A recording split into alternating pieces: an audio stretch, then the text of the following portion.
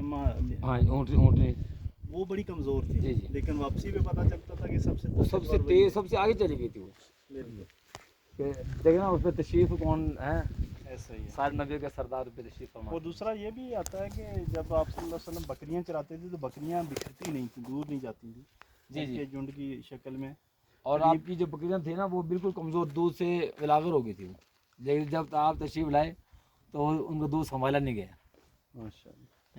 और इसके अलावा एक था कि एक बादल भी छाया करता जो वो था। बादल आपको बसाया करता था जब आप जहाँ जहाँ पे आप तशरीफ लाते थे ना, बादल आपको बसाया करता। बहुत शुक्रिया जी, आपने मेरी बात सुनी।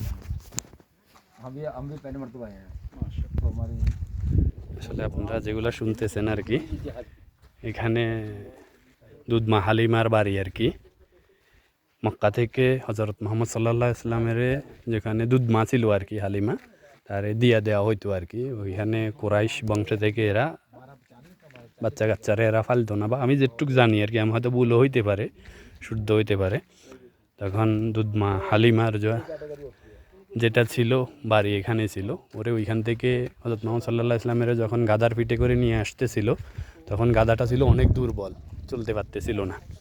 যখন যাচ্ছিল, আসার সময় যখন আসতেছিল গাদাও শক্তিশালী হয়ে গেছে। হযরত মুহাম্মদ সাল্লাল্লাহু আলাইহি ইসলাম নেওয়ার আগে সবার আগে তায়েফে পৌঁছাইছে।